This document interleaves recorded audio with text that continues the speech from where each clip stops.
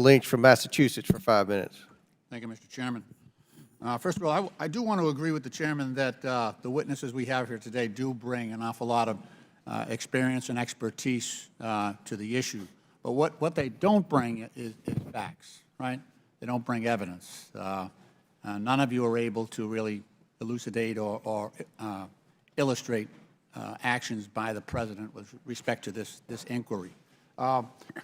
Ms. O'Connor, I do want to ask one clarification. You mentioned in your oral testimony that you had written a commentary entitled, "You'd Go to Prison for What Biden Did."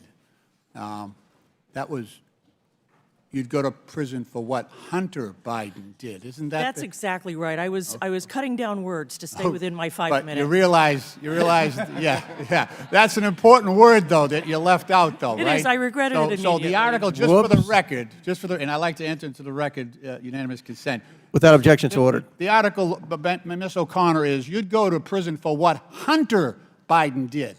I think that's an important word. Yeah. Okay. It is. Thank you. I did not delete it intentionally, only in reclaiming my service time. of time. Reclaiming my time. So when I walked into this hearing room, my first question was, where's Rudy? Where's Rudy? Where's Rudy Giuliani? You know, this is supposed to be an inquiry on the facts against the president for potentially an impeachment, articles of impeachment.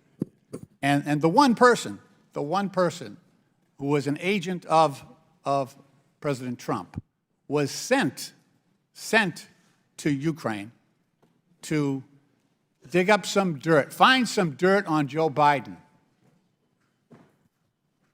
Just like he said to the election officials in Georgia, find me 11,780 votes. Find me some dirt on Joe Biden.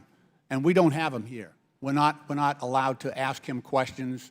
And Professor Gerhardt, would it not be helpful to have a factual witness here who was, and let me just read from, this is an excerpt of the call between Mr. Trump and President Zelensky. He says, Rudy very much knows what's happening, and he is a very capable guy. If you could speak to him, that would be great.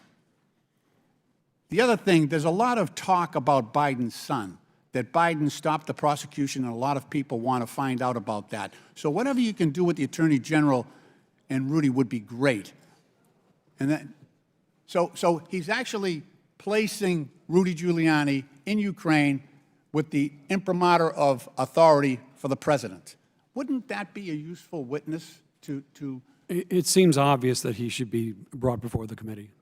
Yeah, you would think so. What we have here is a lot of allegations. I've heard about, emails from Hunter Biden from China. Hunter Biden cashed in, the IRS interview with James Biden. And I hear a lot about the Biden family. But look, this was an impeachment inquiry about President Biden.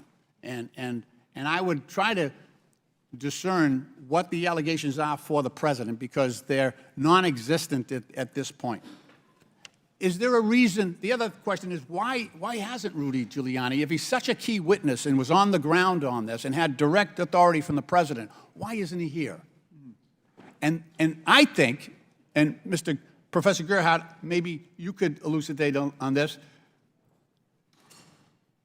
Rudy Giuliani also lost 60 cases. He brought 60 cases across the United States with respect to the big lie, and he was a midwife for the big lie. He brought 60 cases and lost them all for lack of evidence. So that, I believe, hurts his credibility, does it not? It does. His credibility has been hurt in a number of different ways, yeah. Right. He also made allegations against Dominion voting machines. And now he's being sued by them because he falsely declared that those machines were unfairly helping President Biden. Isn't that right? That's right. Wouldn't that also lead to a drop in credibility on behalf of Mr. Giuliani's testimony? I mean, I agree with you, and I would just add that because Mr. Giuliani is a lawyer, he has to abide by and comply with the rules of professional conduct. And he's in trouble because he hasn't. All right. Gentleman's My time, time has expired. I yield back. gentleman's time's expired. Chair now recognizes the chairman of